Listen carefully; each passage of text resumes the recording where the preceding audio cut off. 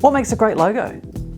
G'day, it's James here from C Squared. I want to share with you today 4 really important factors in what makes a logo great. So some people think that your logo is your brand, when in actual fact your logo is just one small part of your brand. And it's really just a visual representation of your branding. So what makes a great logo? Well, number 1, a logo is simple. And in actual fact, designing a very simple logo is one of the hardest things as a designer that you can do. Now, there are subtleties and intricacies to a logo that many people don't even see, and that's why it's really important to get a really professional designer to do this. Now, I know there's options out there now, like you can get a cheap logo on Fiverr or Upwork, but there's so much to a logo that if it's not done properly, it's going to make a really poor choice in the long run for your branding. Now, have a think about the most recognizable logos that you know, or the biggest brands in the world. We've got McDonald's, they've just got an M, Nike Tick, so famous, and of course Apple's Apple. Now, each one of those logos is super simple, and they are in the top of their game in their brand. McDonald's don't have a burger as their logo. Apple don't have computers, so sometimes it doesn't have to be literal. Simple also means versatile and memorable, both of which are significant factors in what makes an amazing logo.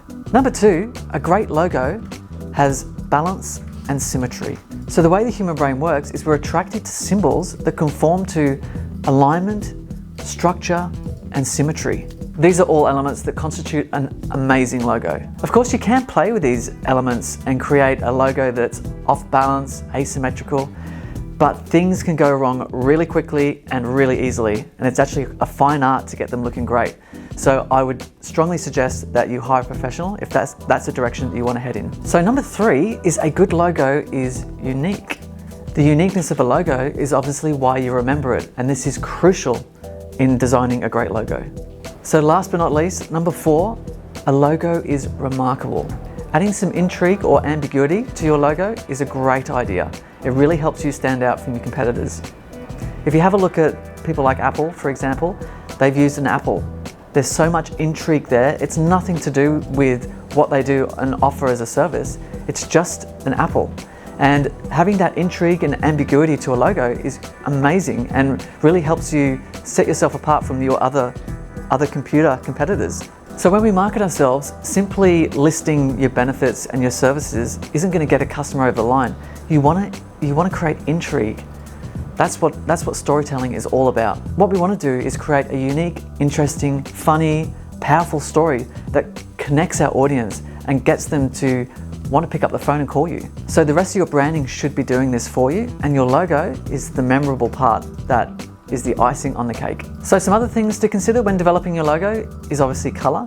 Did you know that 33% of the biggest brands in the world use the color blue? Because that invokes trust and communication. Because having a signature color can boost brand recognition up to 80%, which is massive. So if you're going to use a brand color, make sure you follow that through with all of your collateral. So while the perception of a brand takes about 10 seconds, it takes about 5 to 7 impressions before you will remember a logo. So these are the 4 factors that we think make a great logo.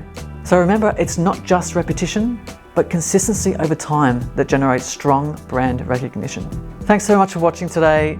I hope you got a lot out of that, especially if you're a budding logo designer.